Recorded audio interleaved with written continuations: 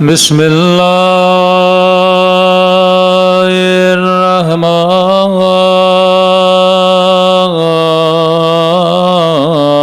الرحیم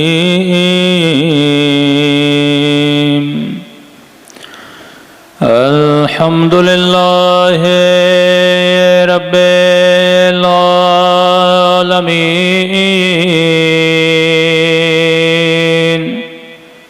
الحمد للہ کما هو أهله الصلاة والسلام على سيد المرسلين وخاتم النبيين أبي القاسم محمد اللهم صل وعلى آله الطيبين الطاهرين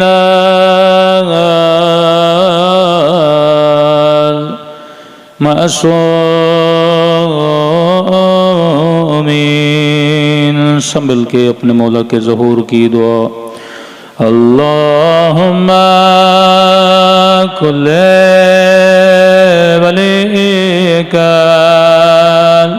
حجت ابن الحسن صلواتک علیہ وعلى آبائه في هذه الساعة وفي كل وليا وحافظا وقائدا ودليلا ونعا حتى تسكنه أرضك وتمتعه فيها طويلا برحمتك يا ارحم الراحمین صلوات پڑھے محمد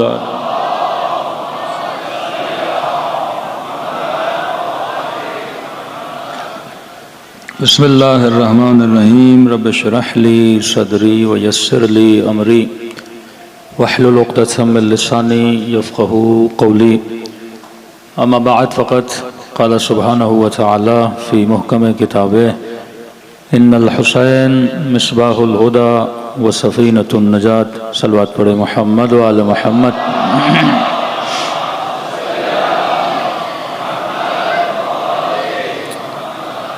دعا ہے پروردگار عالم ہم سب کی عبادتوں کو اپنی بارگاہ عالی میں قبول فرمائے اور جس مقصد زندگی کی خاطر اس فرش عزا پہ جمع ہوئے خدا ان مقاصد میں بھی ہم سب کو کامیابیاں نصیب فرمائے۔ مسلسل آپ کی خدمت میں عرض کر رہے ہیں کہ کربلا ایک واقعے کا نام نہیں ہے، کربلا ایک تحریک کا نام ہے۔ کربلا ایک قصے کا نام نہیں ہے، کربلا ایک ریولیشن کا نام ہے۔ کسی قصے کو بیان کرنے کے لیے کوئی قوم اربوں روپیہ نہیں لگاتی، کروڑوں روپے خرچ نہیں کرتی۔ کسی قصے کو سنانے کے لیے لوگ ماؤں بہنوں کے ساتھ فرش عزا پہ جمع نہیں ہوتے۔ قصہ سننا ہوتا تو گھر میں کتاب سے پڑھ لیتے، قصہ سننا ہوتا ٹی وی پہ دیکھ لیتے۔ فرش عزا ایک تہذیب کا نام ہے، فرش عزا ایک تربیت کا نام ہے۔ یہاں آ کر امام حسین لوگوں کو ہور بناتے ہیں، یہاں پہ لوگ حبیب بن کے اٹھائے جاتے ہیں، اسی فرش عزا سے حسینی بنے، اسی فرش عزا سے سبط جعفر بنے، اسی فرش عزا سے بڑی بڑی شخصیتیں نکلیں۔ خمینی بھی اگر خمینی بنے تو یہ برکت فرش عزا حسین تھی، مرعشی نجفی اگر مرعشی بنے تو یہ برکت فرش عزا حسین کی تھی، سیستانی اگر سیستانی بنے تو یہ برکت فرش عزا حسین کی تھی، سلیمانی اگر سلیمانی بنے یہ برکت فرش عزا کی تھی۔ قوم کو اتنے بڑے ہیرے، قیمتی شخصیتیں اگر خدا نے عطا کی تو فرش عزا حسین کی وجہ سے عطا کی۔ اگر فرش عزا حسین نہ ہوتا تو آج ہمارا حال بھی دوسری قوموں کی طرح ہوتا۔ اگر خدا نے عزت دی، وقار دیا، یہ فرش عزا امام حسین کی وجہ سے دیا۔ اور یہ نہیں کہ یہ باتیں ہیں، یہ ہمیں کہا گیا کہ ایسا کہو، ایسا ڈیمانڈ کرو، ایسی دعا کرو جو آپ زیارت عاشوراء میں مانگتے ہیں کہ اللہم اجعلنی محیا محیا محمد و آل محمد، اے خدا مجھے وہ حیات عطا کر جو تو نے محمد اور آل محمد کو عطا کی، و مماتی ممات محمد و آل محمد، اور مجھے موت بھی ایسی دے، جانا میرا ایسا ہو جیسا محمد اور آل محمد کا تھا، رہنا میرا ایسا ہو جیسا محمد اور آل محمد کا تھا۔ اور یہ دعا جب آپ کرتے ہیں کہ معکم فی الدنیا والآخرہ، مولا میں یہ چاہتا ہوں کہ اللہ مجھے آپ کی معیت عطا کرے، آپ کا ساتھ عطا کرے، تو یہاں 5 منٹ کے لیے روک کر سوچا کریں یہ ساتھ کس چیز کا ساتھ ہے؟ کیا یہ ساتھ بدن حسین کا ساتھ ہے، جسم حسین کا ساتھ ہے؟ نہیں میرے عزیز، یہ ساتھ کردار حسین کا ساتھ ہے، یہ ساتھ فکر حسین کا ساتھ ہے۔ آج آپ کا بدن مولا کے بدن سے نہیں ملا، پر آپ کی فکر حسین سے ملی ہوئی ہے۔ آج آپ کا بدن انچولی میں بیٹھا ہوا ہے، لیکن آپ کے قلوب کربلا سے ملے ہوئے ہیں۔ تو معکم فی الدنیا والآخرہ، مولا میں جہاں بھی رہوں آپ کے ساتھ رہوں۔ یہ ساتھ کب بنتا ہے؟ جب انسان کی فکر حسین بن جاتی ہے، جب انسان کا عمل حسین بن جاتا ہے۔ ارے تاریخ میں ایسے بہت ملیں گے جو نبی کے ساتھ تھے، علی کے ساتھ تھے، لیکن اس ساتھ نے ان کو کوئی فائدہ نہیں دیا۔ لیکن ایک تھا جو یمن میں تھا، زیارت کرنے کے لیے مدینے آیا، نبی کو دیکھ نہ پایا، لیکن نبی جب واپس آئے تو کہنے لگے مجھے میرے پیارے کی خوشبو آ رہی ہے۔ کچھ ایسے ہیں جو یہاں سے کربلا جاتے ہیں امام حسین کو سلام کرنے کے لیے، اور وہی زائر جب کربلا میں زیارت کر کے رات کو سو گیا تو خواب کے عالم میں امام حسین کو دیکھا۔ فرمایا جب اپنے وطن واپس جانا تو اس عزادار کو جا کر حسین کا سلام دینا۔ مولا کون سا عزادار؟ فرمایا جو میرے عزاداروں کی جوتیاں بنا بنا کے رکھتا ہے، جو میرے عزاداروں کی خدمت کرتا ہے۔ تو ایک تو وہ ہے جو یہاں سے کربلا جا کے حسین کو سلام کرتا ہے، اور دوسرا وہ ہے جسے حسین کربلا سے یہاں سلام بھیجتے ہیں۔ تو یہ معیت کی جو دعائیں ہیں، یہ معیت امام حسین کے سیرت کی معیت ہے۔ تو میں نے کل عرض کیا کہ امام حسین کا طرز زندگی اگر ہم نے سیکھنا ہے اور اپنی زندگی پہ اتارنا ہے، کہ میں نے کہا ہم اپنے نسلوں کو حق و باطل کی پہچان کرانے کے لیے فرش عزا پہ بلاتے ہیں، ہم اپنے بچوں کو کسی تشویش میں، کسی شبہ میں، کسی شک میں نہیں رکھتے۔ کہ قرآن کی آیت میں نے کل پڑھی کہ هل يستوي الخبيث والطيب، کیا خبیث اور طیب دونوں برابر ہو سکتے ہیں؟ فرمایا میرے حبیب نہیں، خبیث خبیث ہوتا ہے، طیب طیب ہوتا ہے۔ طیب مردوں کے لیے طیب، طیب عورتوں کے لیے طیب۔ اگر طیبوں کے ساتھ رہو گے تو طیب بنو گے، اگر خبیث کے ساتھ رہو گے تو خبیث بنو گے۔ وہی کوفہ ہے، اسی کوفے میں حبیب بھی ہے، ابن سعد بھی ہے، لیکن حبیب کی دوستی حسین کے ساتھ ہے، ابن سعد کی دوستی شمر کے ساتھ ہے۔ تو جیسا دوست ہوتا ہے ویسا کردار ہوتا ہے، جو محبوب ہوتا ہے اسی کی محبت آپ کے دل میں آ جاتی ہے۔ تو فرمایا دونوں کبھی برابر نہیں ہو سکتے۔ تبھی فرمایا طیبوں کی محفل میں آؤ تاکہ خدا تجھے طیب بنائے، طیبوں کے ساتھ بیٹھو گے طیب بنو گے۔ ہم نے کبھی اپنی نسلوں کو اس شک میں نہیں ڈالا۔ یہ اور فرقے ہوں گے جن کے یہاں قاتل بھی طیب ہے، مقتول بھی طیب ہے۔ ہم برملا بتاتے ہیں کہ قاتل کبھی طیب نہیں ہوتا، قاتل خبیث ہوتا ہے۔ مقتول اور مظلوم تو طیب ہو سکتا ہے۔ آج یہ نسلوں نے جو فرق حق و باطل کا فلسفہ سمجھا، یہ فرش عزا امام حسین سے سمجھا۔ اب کچھ اعتراضات ایسے ہوتے ہیں جو بچے گانا اعتراضات ہوتے ہیں، وہ اس لیے کیونکہ قرآن کی دوری ہے، تعلیم اہل بیت کی دوری ہے۔ نبی یہ کہہ کر گئے لوگوں میں تمہارے درمیان سے جا رہا ہوں، دو گراں قدر چیزیں چھوڑ کے جا رہا ہوں، انی تارکم فیکم الثقلین، کتاب اللہ وعطرتی اہل بیتی، ایک اللہ کی کتاب، دوسرا اپنی عطرت۔ اب بعض لوگ جب یہ حدیث سنتے ہیں تو ان کے تصور میں آتا ہے کہ کتاب الگ ہے، اہل بیت الگ ہیں، یہ دو الگ وجود ہیں، ایک طرف اہل بیت ایک طرف کتاب، اور یہ سوچتے ہیں کہ یہ دونوں جدا بھی ہو سکتے ہیں، حالانکہ نبی یہ نہیں کہنا، لفظ ہے نہیں یفترقا، یہ کبھی بھی جدا نہیں ہوں گے یہاں تک کہ مجھے حوض کوثر پر ملاقات کرو گے۔ تو یہ جدائی پذیر ہے ہی نہیں۔ مثال دے کے سمجھاؤں، یہ بالکل ایسے ہے کہ آپ کسی بندے کو بولے نمک تو لاؤ، پر ایسا نمک لاؤ جس کے اندر نمکینی نہ ہو۔ کیا یہ ممکن ہے؟ نمک بغیر نمکینی کے؟ کہ شکر تو لاؤ لیکن ایسی شکر جو میٹھی نہ ہو۔ تو دنیا بولے گی نہ ایسی شکر ملتی ہے نہ ایسا نمک ملتا ہے، تو نمک سے نمکینی کو جدا نہیں کر سکتا، اسی طرح تو قرآن سے عطرت کو جدا نہیں کر سکتا، نہ عطرت سے قرآن جدا ہوتا ہے۔ تبھی فرمایا علی مع القرآن والقرآن مع علی، علی قرآن کے ساتھ ہے، قرآن علی کے ساتھ ہے۔ یہ بارہا حدیث آپ سنتے ہیں، علی مع الحق والحق مع علی، علی حق کے ساتھ ہے، حق علی کے ساتھ ہے۔ یہ مت دیکھو حق کہاں جا رہا ہے، یہ دیکھو علی کہاں جا رہے ہیں۔ کیوں بتایا؟ کیونکہ حق جدائی پذیر نہیں ہے، یہ ممکن ہی نہیں ہے کہ حق علی سے جدا ہو جائے، یہ ممکن ہی نہیں ہے کہ قرآن اہل بیت سے جدا ہو جائے، یہ ممکن ہی نہیں ہے کہ اہل بیت قرآن سے جدا ہو جائیں۔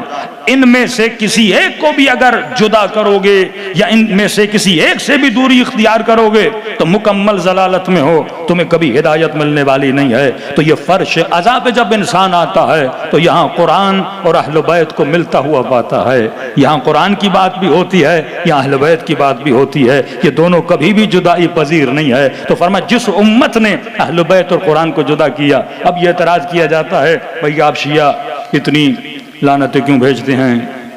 کل میں نے حدیث پڑھی نا امام رضا کی ریان ابن شبیب کو، اے ریان شبیب اگر چاہتے ہو جنت میں اس گھر میں جاؤ جہاں پہ رسول خدا ہیں تو حسین کے قاتلوں پہ لعنت کیا کرو۔ تو کہتے ہیں بھائی لعنت والت ہم نہیں کرتے، یہ شیعوں کا کام ہے۔ لعنت اگر صرف ہم کرتے بے شمار۔ قرآن پڑھنے سے پہلے بھی خدا کہتا پہلے شیطان پہ لعنت کر پھر میرا ذکر کر۔ ایک فلسفیکل بحث ہے، کئی اوقات ہم ان نیچرل ان لوجیکل باتیں کرتے ہیں اور لوگ اس کو ایکسپٹ بھی کر لیتے ہیں۔ ایک نظریہ ہے مثلا روشنی اور تاریکی، روشنی اور اندھیرا، سردی اور گرمی۔ تو ایک بحث چھڑتی ہے کہ واقعاً کیا اندھیرے کا بھی کوئی وجود ہے یا نہیں؟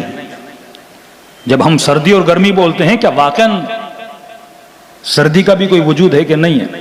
بعض لوگوں کا نظریہ یہ ہے کہ سردی کا کوئی وجود نہیں ہے، کسی چیز کے نہ ہونے کو سردی بولا جاتا ہے۔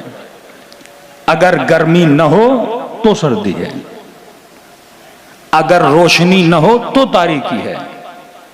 مطلب اگر روشنی آ جائے تو تاریکی کا کوئی وجود نہیں ہے، تاریکی آتی ہی تب ہے جب روشنی جاتی ہے، سردی آتی ہی تب ہے جب گرمی چلی جاتی ہے۔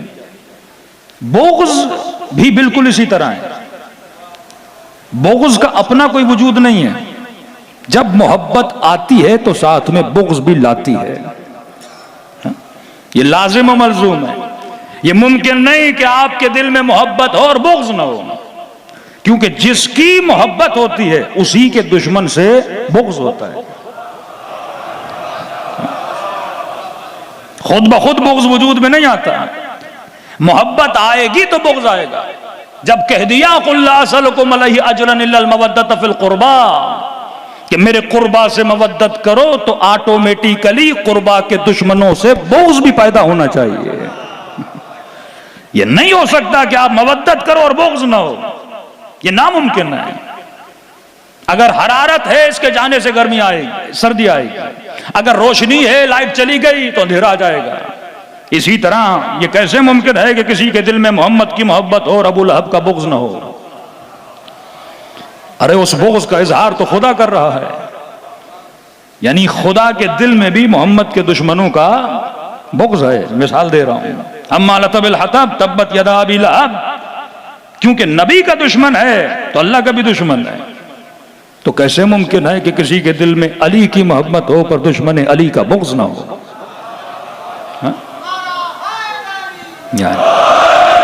یہ مجلس حق و باطل کو بیان کرنے کے لیے ہے کہ شیعو تم اپنی نسلوں کو تشویش میں نہ رکھنا. یہاں پہ بیان حق و باطل ہے.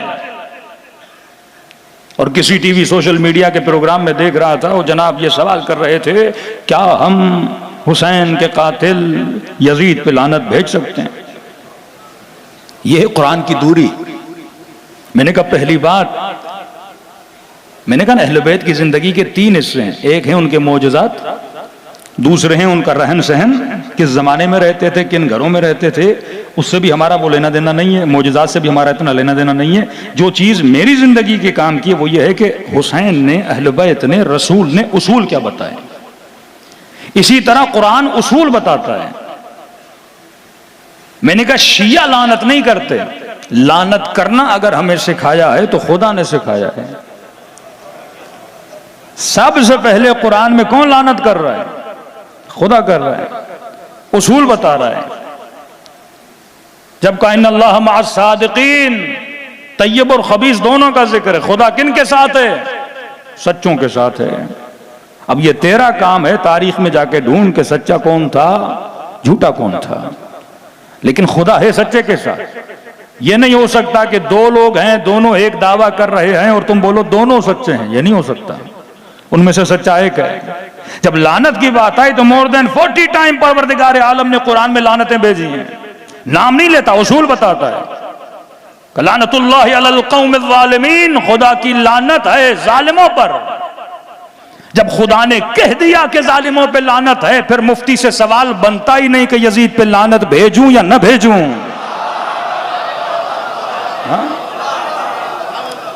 قوم جب قرآن کو چھوڑ کے مفتی کے پیچھے لگ جائے، جب قرآن کو چھوڑ کے مولوی کے پیچھے لگ جائے، جہاں صراحتاً پروردگار عالم کہہ رہا ہے میری ظالموں پہ لعنت ہے، تو بھی تو لعنت بھیجنا. یا یہ بول کہ یزید نے ظلم نہیں کیا. اگر ظلم کیا ہے تو اس پر کیا ہے؟ اللہ کی بھی لعنت ہے اور شیعوں کی بھی لعنت ہے. صلوات پڑھے محمد و آل محمد.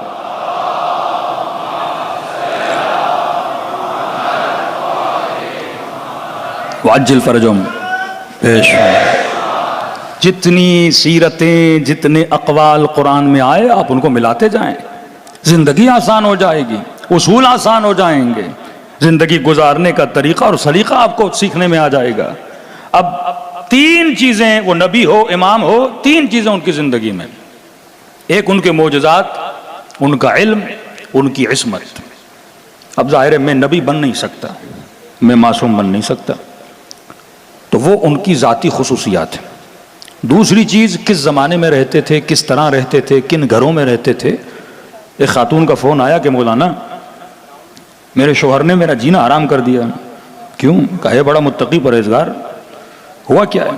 کہ اچھے خاصے گھر میں رہتے تھے، اس نے وہ گھر بیچ کے بالکل چھوٹا سا گھر خریدا ہے، چھوٹے کمرے، اب کہتا ہے اسی میں رہو. میں نے کہا بندے خدا بڑا گھر تھا چھوڑ کے چھوٹے گھر میں کیوں آئے؟ کہ نہیں میں کوفے گیا ہوں، مولا علی کا گھر دیکھ کے آیا ہوں، جب علی چھوٹے گھر میں رہتے تھے تو ہم بھی رہیں گے. یہ فکر باطل. وہ زمانہ کون سا تھا پتہ نہیں، وہ گھر بھی مولا علی کا ہے کہ نہیں ہے. میں نے کہا کوفے میں تجھے علی کا گھر چھوٹا نظر آیا اور سامرہ میں امام حسن عسکری کا بڑا گھر نظر نہیں آیا. یہ معیار تھوڑی ہے کہ صوفیاء کی طرح صوف پہنتے تھے، ریچھ کی کھال پہن کے آتے تھے اور امام رضا کو کہتے تھے دیکھ ہم ہیں تیرے بابا کی سیرت پہ چلنے والے. آپ نے تو بہترین لباس پہنا ہوا ہے.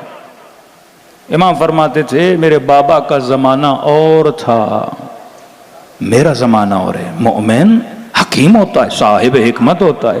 یعلمہم الکتاب والحکمہ، کتاب بھی سکھا، حکمت بھی سکھا. جس میں حکمت نہیں فائدہ کیا؟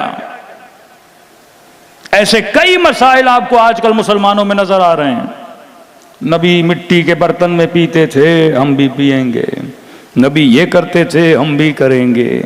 اب مومنین بیچارے پریشان ہو جاتے، مولانا واقعا مٹی کے برتن خرید، میں کہا اگر حدیث ہو، حکم ہو نبی کا کہ مٹی کے برتن میں پیو تو کوئی بات نہیں، آپ پیا کرو، لیکن اگر حکم نہیں ہے، انہوں نے چیزیں بتائی ہیں، فرمایا اس کپ میں کبھی پانی نہ پیو جو ٹوٹا ہوا ہو۔ فرمایا کیوں یا رسول اللہ؟ فرمایا کیونکہ ٹوٹے ہوئے اس کے کناروں میں شیطان ہوتا ہے۔ اب ہر اس چیز کو اہل بیت نے یا رسول نے یا انبیاء نے شیطان بولا جو انسان کو نقصان دیتی ہے۔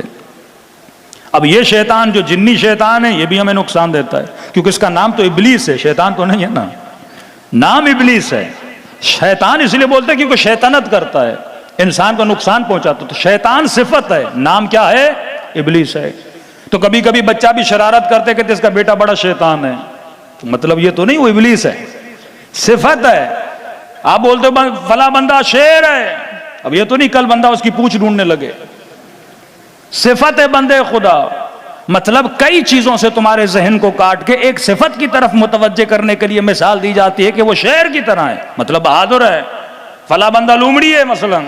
اب اس میں آپ بہادری نہیں ڈھونڈتے ہو، آپ اس کی چالاکیاں، فریبیاں، لوگوں کو دھوکہ دہی کرنا، آپ اس کو تلاش کرتے ہو۔ فلاں بندہ لومڑی جیسا ہے، فلاں بندہ شیر جیسا ہے، تو صفات ہیں۔ تو شیطان بھی ایک صفت ہے۔ فرمایا ٹوٹا ہوا کپ ہوگا تو اس کے بیچ میں کیا ہوگا؟ شیطان ہے۔ شیطان مطلب وہ چیز کہ آپ کو نقصان دیتی ہے۔ اب اس بحث میں نہیں جاتا، اس میں کثرت سے مستحبات اور مکروہات، کھانا پینا، بستر کیسا ہو، سونا کیسا ہو، وہ احکامات اہل بیت ہیں۔ لیکن جو لباس اہل بیت پہنتے تھے وہ اپنے زمانے کا لباس تھا، جو رسم و رواج اہل بیت رکھتے تھے وہ اپنے زمانے کے رسم و رواج تھے۔ تمہیں اپنے زمانے کے حساب سے چلنا ہے، لیکن اصول اہل بیت، جو اہل بیت نے اصول بتائے، جو طرز بتایا، اس کے مطابق لباس پہنو، لباس حیا، لباس عفت، منع نہیں کیا۔ اب یہ انسان خود بتا سکتا ہے کہ لباس حیا کیا ہوتا ہے، لباس عفت کیا ہوتا ہے، حیا کا معیار اہل بیت کے یہاں کتنا ہے، یا آپ اس کے کلام سے، اہل بیت کے پہناوے سے سمجھ سکتے ہو۔ صلوات پڑھیں محمد والے محمد پر۔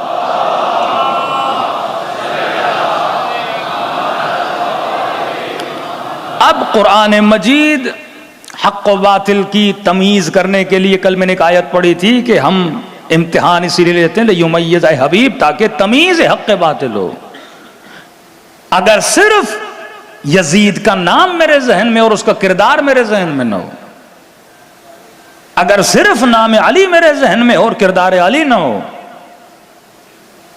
بعض شعار جو واقعاً قوموں میں، یہ شعار کی بڑی اہمیت ہوتی ہے، جو سمبلز آپ بناتے ہیں اپنی قوموں کے لیے، سلوگنز بناتے ہیں کہ علی کا طرز زندگی منافقت کی موت ہے، یہ بہترین سلوگن ہے۔ مطلب اگر علی کی طرح زندگی گزارو گے تو منافقت کو موت آ جائے گی۔ علوی معاشرے میں کبھی منافقت نہیں ہوتی کہ یہ قرآن کی آیت طیب طیبوں کے لیے، خبیث خبیثوں کے لیے۔ امام حسن نے جب صلح کی اور دربار امیر شام میں گئے، امام نے یہ آیت پڑھی اور کہا کہ ہم وہ طیب ہیں جس کا ذکر پروردگار عالم قرآن میں کر رہا ہے۔ دنیا کو خوف ہے کہیں مذہب علوی دنیا میں نہ پھیل جائے۔ تبھی جرمن کا بڑا فلسفر اور پولیٹیشن لکھتا ہے، کہتا ہے اہل غرب، اے ویسٹرن ورلڈ کے رہنے والوں، تم لوگوں کو بنی امیہ کی شخصیتوں کے پتلے سونے سے بنا کر اپنے جرمنی کے مین چوک پہ لگانے چاہیے۔ لوگوں نے کہا ایسی باتیں کیوں کر رہے ہو؟ کہ اگر یہ نہ ہوتے تو آج مغرب میں علی کی فکر پھیل جاتی ہے، آج پورا ویسٹرن ورلڈ مسلمان ہوتا۔ یہ فکر تکفیر کہاں سے نکلی؟ یہ فکر داعشی یہ کہاں سے نکلی؟ یہ ظلم، یہ قتل، یہ غارت کہ مسلمان کی مسجد میں نماز نہ پڑھ سکے۔ فرمایا اگر وہ نہ ہوتے آج پورے عالم اسلام کو علوی دین نے پھیلا دیا ہوتا، کیونکہ ایکسپٹنس اتنی ہے اس دین کی۔ مشہد مقدس کے کتاب خانہ تھا امام رضا پہ، وہاں پہ 2 جلد کتاب تھی، امر بالمعروف اور نہی عن المنکر۔ اسلام کی نگاہ سے کتاب کا لکھنے والا کرسچن بندہ ہے، کہتے ہیں ہماری سوسائٹی میں اگر کوئی بندہ کسی کو مار رہا ہوتا ہے کوئی بچانے نہیں جاتا، کیونکہ کانسیپٹ آف امر بالمعروف اور نہی عن المنکر نہیں ہے۔ کوئی برا کرے اس کے خلاف کوئی بولتا نہیں، کیوں کانسیپٹ نہیں ہے۔ وہ مردہ سوسائٹیز ہوتی ہیں جن میں امر بالمعروف نہیں ہوتا۔ بندہ بولے میں اپنے گھر میں رہ رہا ہوں، اگلا جو کر رہا ہے کرے، اگلا بندہ فلاں بندے کو مار رہا ہے مارتا رہے، میرا کیا جائے۔ فرمایا ہماری سوسائٹیز میں یہ ہوتا ہے، لیکن نبی نے اگر زندہ معاشرے بنائے، وہ زندہ بنے اسی لیے کیونکہ امر بالمعروف تھا، اور رسول کے جانے کے بعد اسی چیز کو دبایا گیا۔ اگر کوئی حاکم پہ اعتراض کرتا تھا قتل کر دیا جاتا تھا، اسے باغی بولا جاتا تھا، اسے واجب القتل کہہ کر مار دیا جاتا تھا، اس کے مال کو، اس کے ناموس کو حلال قرار دیا جاتا تھا۔ یہ وہی روشیں تھیں جس کو امام حسین نے توڑنا چاہا۔ فرمایا وہ معاشرہ کبھی زندہ نہیں رہتا، کبھی مومن کو برا نہیں لگنا چاہیے اگر اگلا مومن تمہاری برائی تمہارے سامنے اعلان کر رہا ہے، بلکہ اس کا شکریہ ادا کرو کہ مومن یہ تمہاری مہربانی ہے کہ تم نے مجھے میرا عیب بتایا، کیونکہ مومن ہی تو مومن کا آئینہ ہوتا ہے۔ صلوات پڑھے محمد و آل محمد پر۔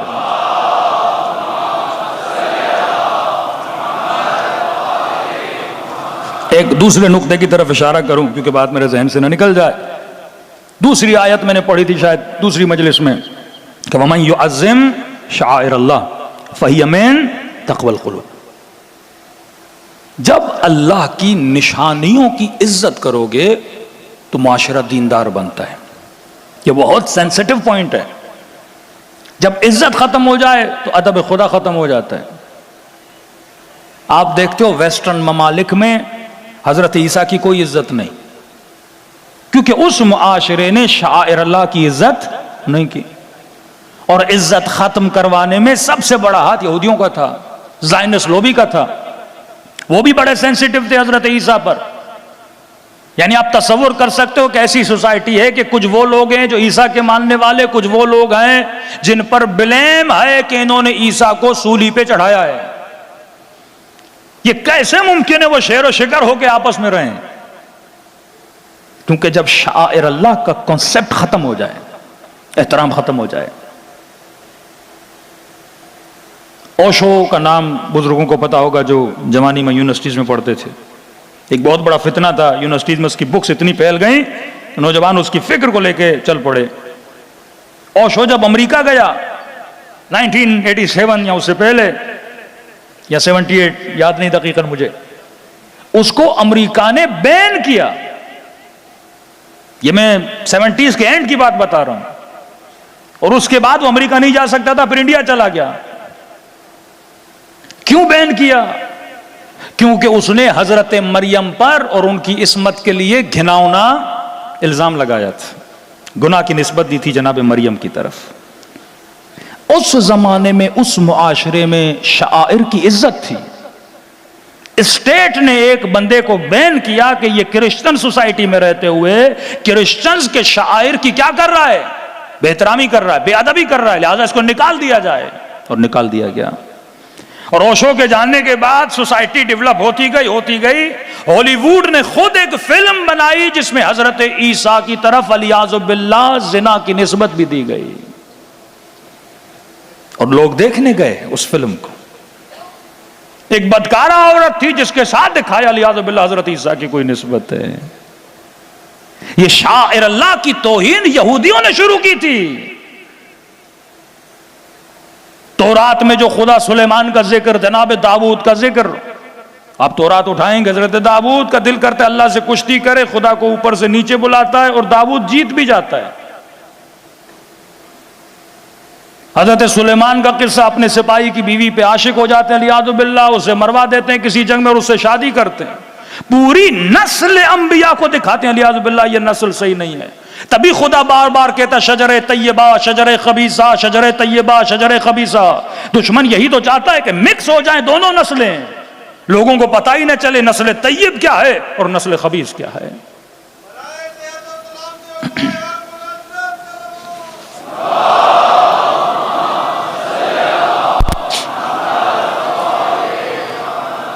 کہ تاریخ اسلام میں بڑی بڑی شخصیتیں جن کے باپ ہونے کے دعوے دار 3 لوگ ہیں، 4 لوگ ہیں کہ ہمارا بیٹا ہے، لکھا ہوا ہے کتابوں میں،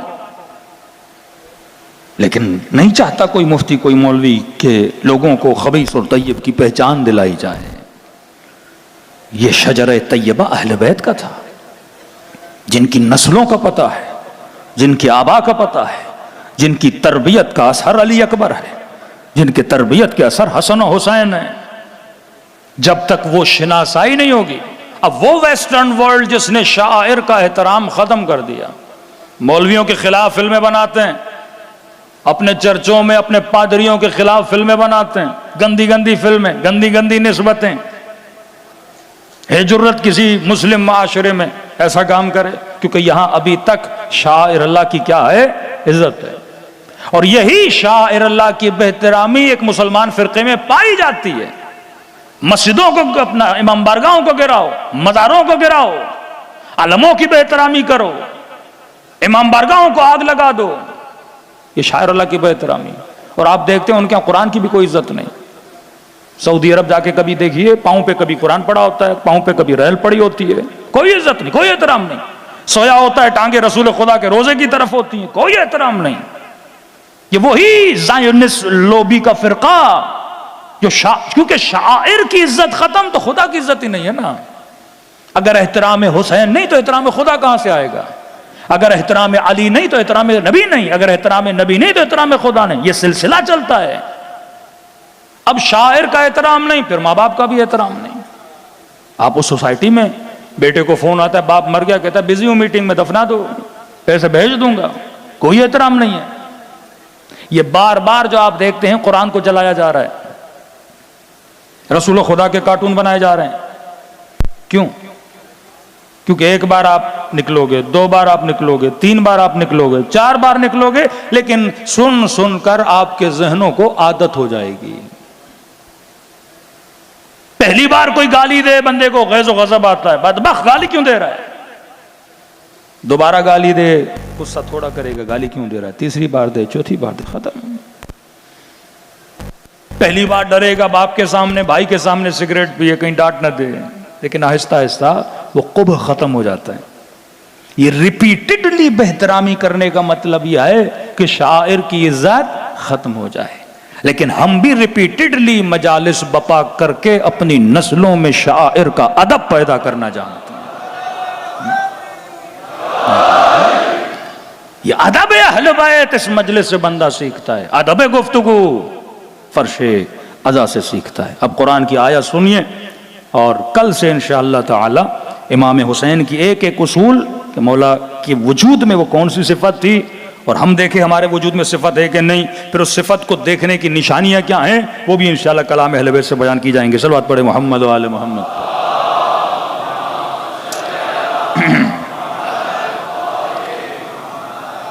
قرآن جب بھی کوئی بات کرتا ہے مثال کے ذریعے سے کرتا ہے، کہ اللہ کا کمال ہے، کیونکہ مثال انسان کے ذہنوں میں بیٹھ جاتا ہے. کبھی قصہ سناتا ہے، قصے لوگوں کو یاد رہ جاتے ہیں. علمی ترین دلیل مثال کے ذریعے سے کرتا ہے. قرآن کی آیت سورہ ابراہیم، الم تر کیف ضرب اللہ مثلا، کیا تم نے نہیں دیکھا ہے حبیب تیرا خدا جب مثال دے رہا ہے، کلمۃ طیبۃ کشجرۃ طیبہ. طیب کلمہ، سمجھو اللہ ایک پاک انسان کی مثال ایک درخت سے دے رہا ہے. کیونکہ ہمارا جتنا مائنڈ ہے مٹیریلسٹ ہے، جب تک مٹیریل مثالیں نہ دی جائیں تب تک ہم سمجھتے نہیں ہیں. جس طرح میں نے کہا فلاں بندہ شیر ہے تو فوراً آپ کے ذہن میں شیر کی تصویر آ جاتی ہے اور اس کا شجاعت آپ کے ذہن میں بیٹھ جاتی ہے. ایسے ہی بولوں بہادر ہے، لیکن جب شیر بولتا ہوں کیونکہ ذہن مٹیریل ہے نا، تو اللہ ایسی مثالیں دیتا ہے. اور میں کلمۃ طیبۃ کشجرۃ طیبہ اصلھا ثابت وفرعھا فی السماء. ایک اچھی نسل، ایک اچھے انسان کی مثال اللہ کہتا ہے اس درخت کی طرح ہے. اصلھا ثابت، اس درخت کی جو جڑیں ہیں وہ ثابت ہیں، گہری ہیں، مضبوط ہیں. جب کان المؤمن کا جبل الراسخ، مومن کی مثال ایک مضبوط پہاڑ کی طرح ہے. پہاڑ کیوں بولا؟ پہاڑ جتنا باہر ہوتا ہے 3 گنا اندر ہوتا ہے. پر میں اس کی مثال اس درخت کی طرح ہے جس کا اصل ثابت ہے، جس کی جڑیں مضبوط ہیں. مومن کے وجود میں کبھی لرزہ نہیں ہوتا. مثلا 10 دن محرم کے ایام میں تو بڑا مومن ہے، 10 دن کے بعد بدل جائے. 10 دن ایثار بھی کرے، سخاوت بھی کرے، با ادب بھی ہو، لیکن 10 دن جیسے ختم ہو جائیں ویسا نہ ہو. فرمایا اور وہ جو شجر خبیث ہے اس کی مثال، اس کی اصل ہے ہی نہیں، وہ زمین پہ پڑا رہتا ہے، کبھی ہوا لگتی ہے ادھر جاتا ہے، کبھی ادھر جاتا ہے. لیکن جو مومن ہے اس کی جڑیں مضبوط ہوتی ہیں. ایسا نہیں آج حسن ابن علی کے لشکر میں ہے اور کل امیر شام کے لشکر میں چلا جائے. آج حسین کی تعریفیں کرے، کل یزید کی تعریفیں کرنے لگے. اور وہاں پہ پروردگار عالم پھر شعراء کی بات کرتا ہے. فرمایا کچھ ایسے والشعراء یتبعہم الغاوون الم تر انہم فی کل واد یہیمون. ایک بہت بڑے شاعر تھے حسان ابن ثابت، غدیر خم میں جب رسول نے علی کی ولایت کا اعلان کیا تو مولا علی کی فضیلت میں بڑی شعر و شاعری کرنے لگا. رسول نے کہا بارک اللہ فیک، اللہ تجھ پہ رحمت نازل کرے، لیکن تب تک جب تک تو علی کے ساتھ ہے. کیونکہ کچھ ہی دن اور کچھ ہی مہینوں اور کچھ ہی سالوں میں پھر کسی اور کی تعریفیں کرنے لگا. فرمایا ایسے شاعر کو کیسا ہونا چاہیے؟ فرمایا یتبعہم الغاوون الم تر انہم فی کل واد یہیمون. شاعر ایسا نہیں ہوتا کہ آج اس کی تعریف کرے کل اس کی تعریف کرے. ایک لفظ ہماری پاکستانی سوسائٹی میں بڑا مشہور ہے، لوٹا. یہ آیت ایسے لوگوں کے لیے ہے. لوٹا آپ کسے بولتے ہو؟ آج میرا کل تیرا. ہاں؟ کبھی پیسے کی خاطر، کبھی پریشر کی خاطر، کبھی ڈر کی خاطر، کبھی ادھر مڑتے ہیں کبھی ادھر مڑتے ہیں، کیونکہ ان کا اصل ثابت نہیں ہے، ان کا کوئی نظریہ نہیں ہے. اللہ کہتا ہے مومن لوٹا نہیں ہوتا، مومن کا اصل مضبوط ہوتا ہے. اگر علی کے ساتھ ہے تو ہاتھ کٹ بھی جائیں میسم کی طرح کبھی علی کو چھوڑتا نہیں ہے. ہاں؟ اگر اہل بیت کے ساتھ ہے تو مر بھی جائے لیکن اہل بیت کو چھوڑتا نہیں ہے، کیونکہ اصلھا ثابت. اس کی جڑیں کیا ہیں؟ مضبوط ہیں. ایمان میں، عقیدے میں سر کٹا تو سکتا ہے پر اپنے دین پہ کبھی کمپرومائز نہیں کر سکتا. وَفَرْعُهَا فِي السَّمَاءِ.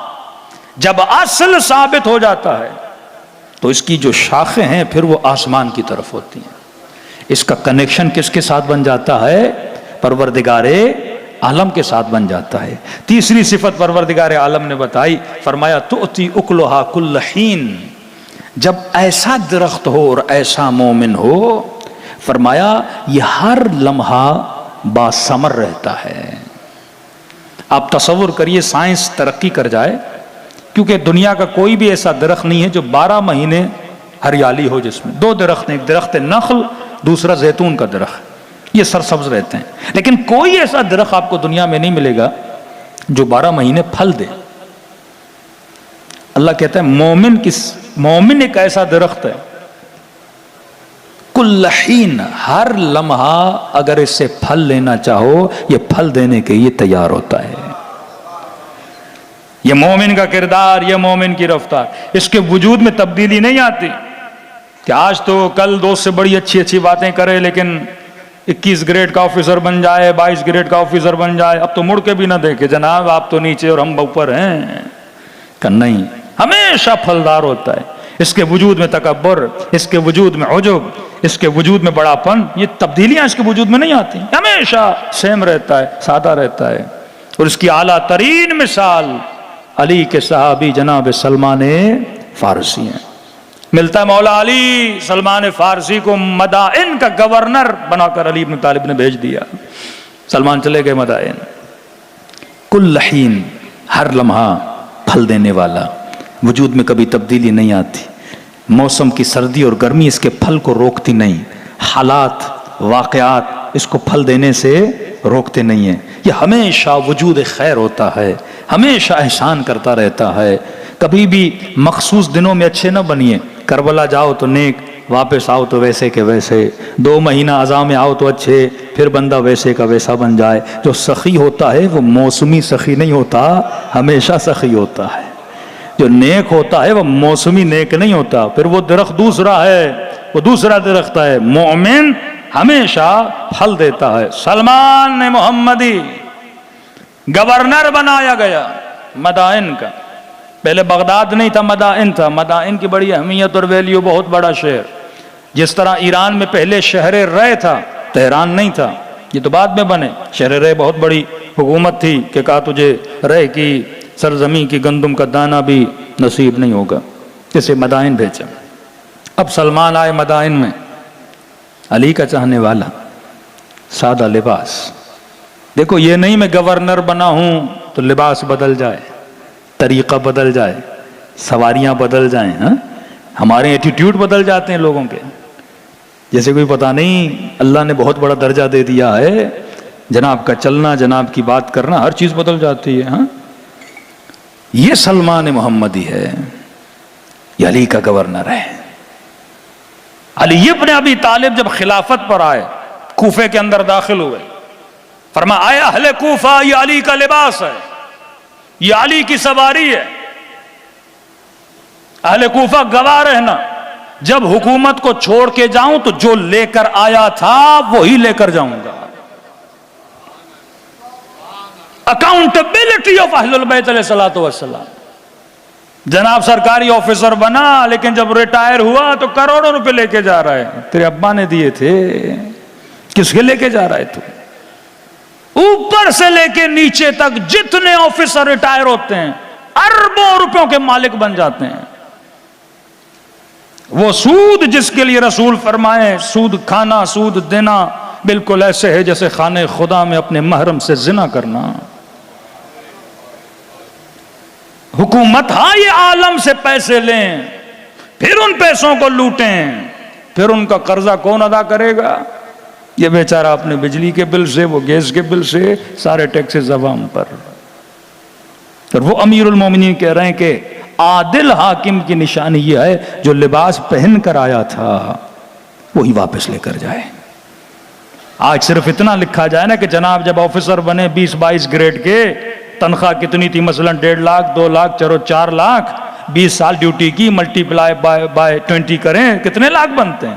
اتنے لاکھ اس کے پاس ہونے چاہیے نا. لیکن نہیں، یہ علی کا گورنر ہے، مدائن میں آیا، نہ شخصیت میں رد و بدل، بے انتہا سادگی. کوئی قافلہ کر کے 40 گاڑیوں میں نہیں آیا، ایک گدھے پہ چڑھا، سادہ لباس پہنا، مدائن کے شہر میں داخل ہوا. اور کہتے جیسے داخل ہوا ایک بوڑھا شخص جس سے بوری اٹھائی نہیں جا رہی تھی، توتی اکلہا کل حین، ہر لمحہ لوگوں کی مدد کے لیے تیار رہنا.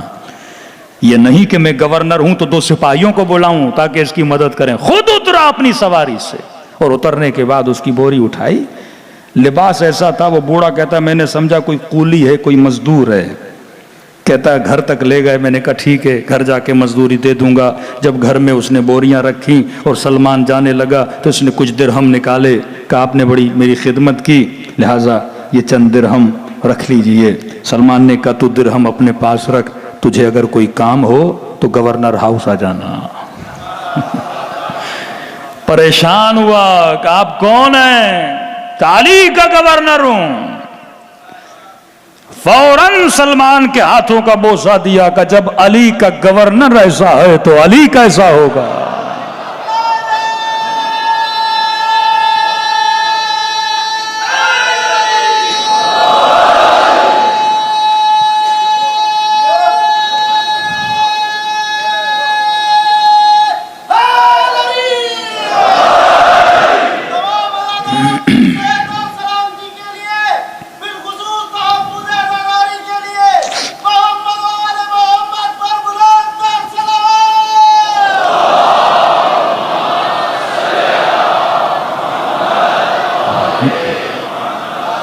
یہ ہے اپنی راہ و روش سے، تمہارے چلنے سے لوگوں کو علی یاد آئے، تمہاری رفتار سے لوگوں کو اہل بیت یاد آئے.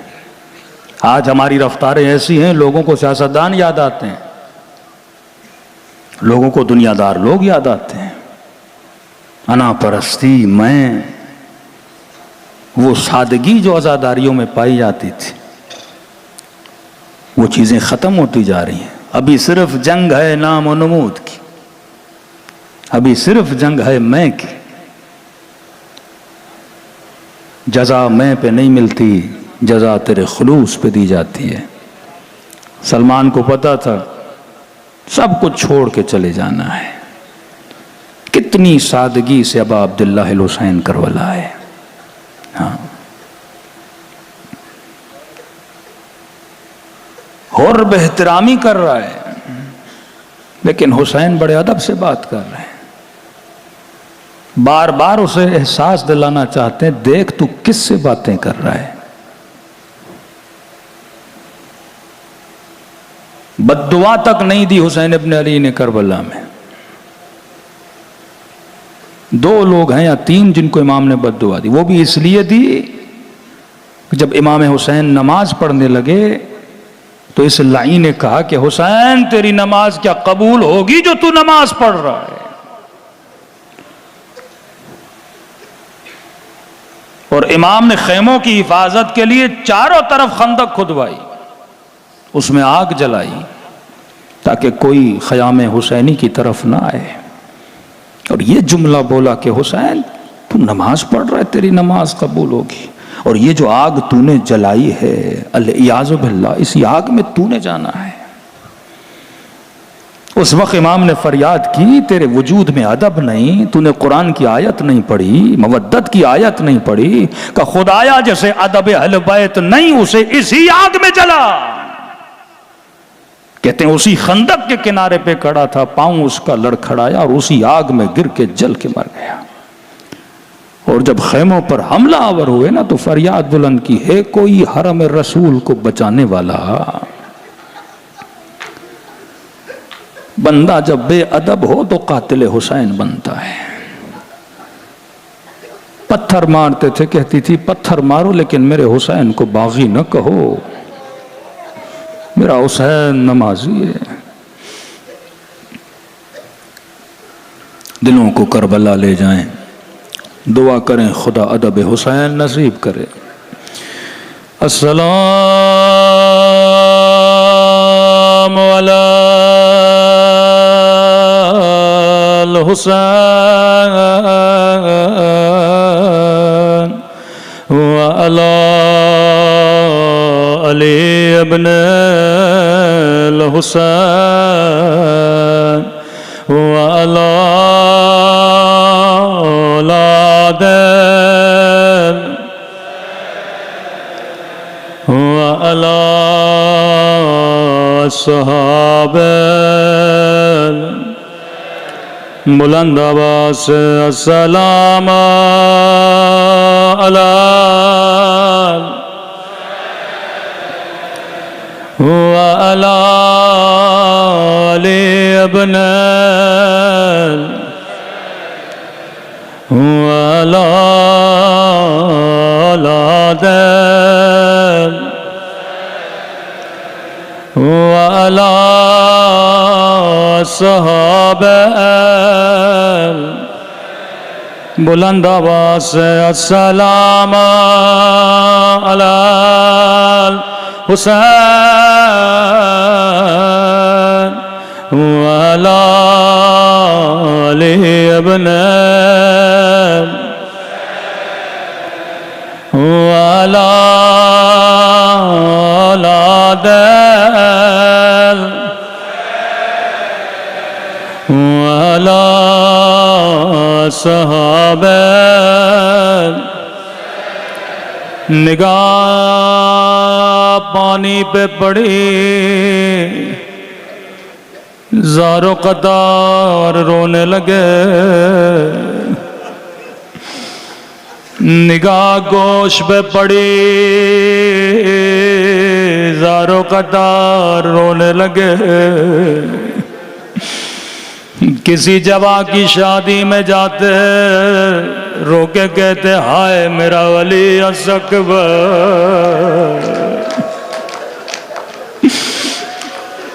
کسی 6 مہینے کے بچے کو روتا ہوا دیکھتے کہتے ہائے میرا علی اصغر۔ کوئی مومن کہتا مولا میری 4 سالہ بچی ہے، کہتے کبھی منہ پہ تماچے نہ مارنا۔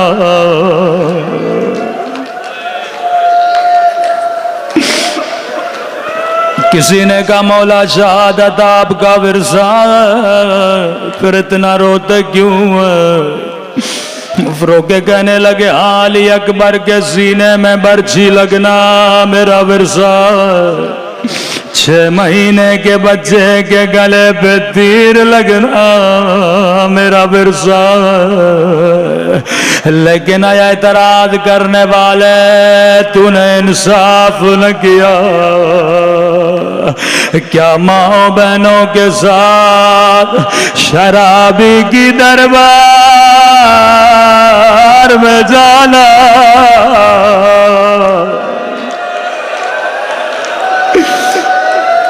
یہ بھی میرا ورثہ.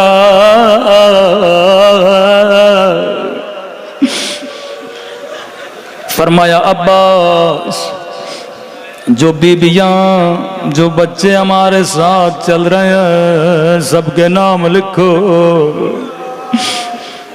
غازی کہتے ہیں میں نام لکھتا گیا لیکن جب صغرا کا نام آیا فرمایا عباس صغرا ساتھ نہ چلیں گے میری بیٹی بیمار. بیبیوں کو کہو صغرا کو گھر کی چابیاں دے دے. صغرا کی چارپائی صحن میں رکھو. سب بیبیوں کو کہو صغرا سے خدا حافظ کرے. بیمار بیوی چارپائی پہ بٹھائے گئے. ایک ایک بیوی آتی تھی سینے سے لگاتے تھے کہتی تھی خدا حافظ صغرا.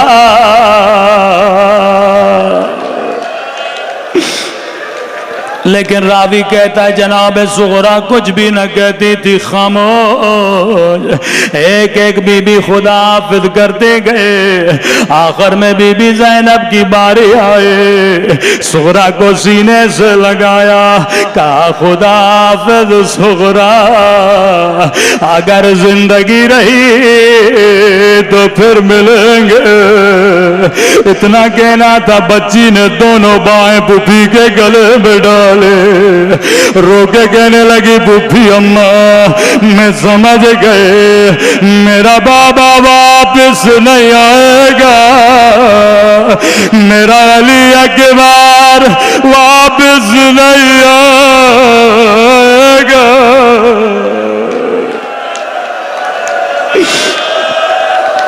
بی بی زینب نے کہا صغرا اس کا علم میرے علاوہ حسین کے علاوہ کسی کو نہیں ہے. صغرا کس نے کہا ہم واپس نہیں آئیں گے. رو کے کہنے لگی پھوپھی اماں میں بیمار ہوں مجھے راتوں کو نیند نہیں آتی.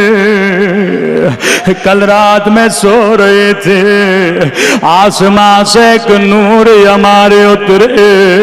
نوری ہماری سے کالے برقعے میں بی بی باہر آئے. خاک اٹھا کے سر پہ ڈالنے لگے. رو رو کے کہنے لگی میرے حسین تیری ماں زہرا تجھے کہاں کہاں روئے گی. کربلا میں روئے گی یا کوفہ کی بازار میں.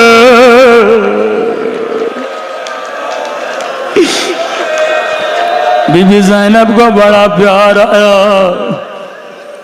دوڑے دوڑے امام حسین کے پاس گئی. حسین میری جان اگر صغرا کے نہ چلنے کی وجہ اس کی بیماری ہے میں زینب خیال کروں گے اپنے ہاتھوں سے کھانا کھلاؤں گے. فرمایا نہیں بہن زینب اگر کوئی مجبوری ہے بتا. فرمایا بہن زینب میری مجبوری سمجھو.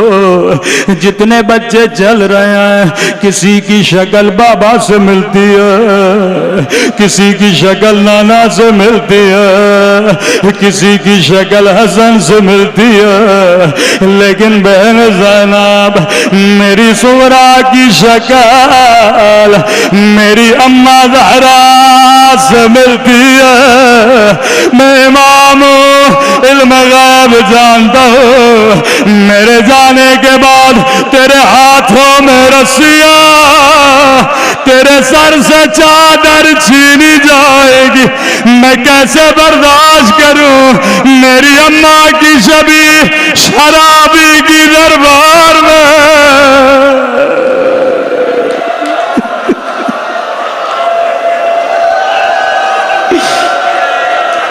میری اماں کی شبیہ بازاروں میں. اے خدا تجھے حسین کی غیرت کا واسطہ ہمارے مولا امام زمانہ کا ظہور فرما. ہم سب کو عاقبت بخیر نصیب فرما. قبر و قیامت میں شفاعت حسین نصیب فرما. ربنا تقبل منا انك انت السميع الدعاء.